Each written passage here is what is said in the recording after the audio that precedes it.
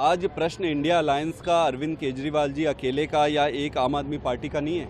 आज देश के सामने प्रजातंत्र और व्यवस्थाओं का है। इलेक्शन कमीशन की जिम्मेदारी क्या होती है? इलेक्शन कमीशन कोड लगने के बाद आपको भी मालूम है कि सारे जितने ऑफिसर्स, ब्यूरोक्रेसी होती है, सीधे रिस्पॉन्सिबल होते हैं इलेक्शन कमीशन को। तो इलेक्शन कोड लगने के बाद ऐसा क्या हुआ कि एजेंसीज को ऐसे ओवरराइडिंग पावर्स कैसे मिल गए कि आप एक सिटिंग चीफ मिनिस्टर को आप उठा के अरेस्ट कर लिए? आप 2 साल से इस केस की, इस फर्जी केस की इन्वेस्टिगेशन कर रहे हो। 2 साल से, 2 साल से नेता जो है जेल में आप डाल रखे हो। आपको एक रत्ती भर भी सबूत नहीं मिला। अब जब चुनाव आया है, तो इनका एक ही मकसद था कि केजरीवाल को कैसे चुनाव से अलग रखा जाए, और उन्होंने यही किया है। ईडी आज अपना जो भी मान सम्मान था खो चुकी है, और जिस तरीके से ये काम कर रही है, सारे इनके ऑर्डर भारतीय जनता पार्टी के हेड ऑफिस से आते हैं। लेकिन एक जो सीरियस कंसर्न आप लोगों ने ईसीआई के सामने रखा कि जो सत्तारूढ़ दल है वो बाकी राजनीतिक पार्टियों को समान राजनीतिक अवसर चुनाव लड़ने के लिए नहीं छोड़ रही है, ये कोई साधारण आरोप नहीं है। ये बिल्कुल ये आरोप है, और ये आरोप नहीं है, सच्चाई है। आप देखेंगे कि पिछले 14-15 ऐसे केसेस आप देख सकते हैं जहां पर इन्होंने ईडी के रेड कराए और पॉलिटिकल यूज करने के लिए अपने में शामिल करा लिए, या फिर उनको जेल में डाल दिए। कोड लगने के बाद देश के इतिहास में ये पहली बार कोई सरकार इतनी हिम्मत नहीं करती थी। इलेक्शन कमीशन का डर सबको रहता है। ऐसी क्या परिस्थिति आ गई इस सरकार को कि इलेक्शन कमीशन को, उनको कोई लेना देना नहीं है। वो कह रहे हैं कि धता उड़ा रहे इलेक्शन कमीशन की, कोड लगे गए भाड़ में। कोड का क्या होता है? भारतीय जनता पार्टी कह रही है भारत के इतिहास में कभी नहीं हुआ है। हम आज इलेक्शन कमीशन से मिलके उनके दायित्वों का उनसे निवेदन किया कि आप अपनी ताकत पहचानिए, आपकी जिम्मेदारी बनती है, देश आपसे प्रश्न पूछेगा। आज किसी और एजेंसी से प्रश्न नहीं पूछेंगे, इलेक्शन कमीशन की जिम्मेदारी बनती है।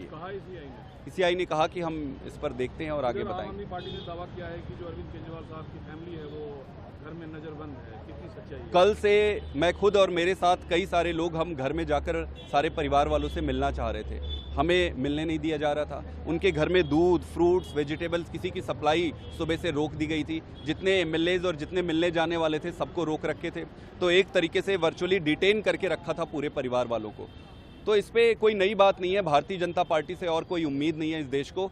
प्रश्न आज भारतीय जनता पार्टी को तो पूरी देश जानती है, प्रश्न आज इलेक्शन कमीशन के ऊपर खड़ा हो रहा है कि कोड लगने के बाद ये सारी गुंडागर्दी चल रही है, आप कहां खड़े हो? लेकिन इंडिया अलायंस कंप्लीटली आपके साथ या केजरीवाल साहब के साथ खड़े हैं। उधर अन्ना हजारे ने केजरीवाल साहब को लेकर एक नया बयान दिया कि वो जो काम किए हैं उसका फल वो भोग रहे हैं। इंडिया अलायंस में सभी राजनीतिक दलों का मैं बहुत धन्यवाद करता हूं। इतने शॉर्ट नोटिस में वो अपने अपने स्टेट से यहाँ आए, और कल से ही जिस तरीके से इन्होंने सपोर्ट किया है वो बहुत बड़ी बात है। मैं उसका पूरे दिल की गहराई से धन्यवाद करना चाहता हूं। लेकिन मैं आपको बता दूं कि ये प्रश्न सिर्फ अरविंद केजरीवाल का नहीं है, ये प्रश्न आम आदमी पार्टी का नहीं है।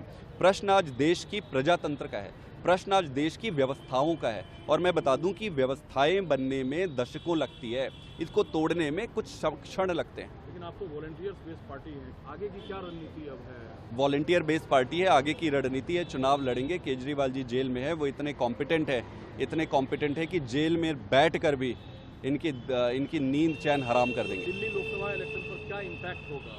क्या हरियाणा की बात? दिल्ली लोकसभा इलेक्शन में, बाकी सब जगह की इलेक्शन में जितने वोट पड़ने वाले थे उससे ज़्यादा वोट पड़ेंगे। भारतीय जनता की पार्टी, जितने भी पंडित हैं जो भी कैलकुलेट करते हैं, उन्होंने सबको पढ़ा होगा, केजरीवाल को कोई पढ़ नहीं सकता है। आज जो उन्होंने उनको जेल में डाला है उससे आम आदमी पार्टी को जनता और प्यार ज़्यादा सपोर्ट करेगी, आगे बढ़कर आएंगी और इनको अपना असलियत सामने आएगा।